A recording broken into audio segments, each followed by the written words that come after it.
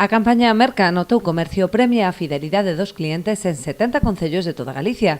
Dous deles foron os de Portodosón e a Pobra, onde se desenvolveu a campaña durante a segunda quincena de xuño, con máis de 3.000 tickets rexistrados. Deciros que hubo máis de 3.300 participacións, que está bastante ben para mercar no comercio e para os premios de hoxe.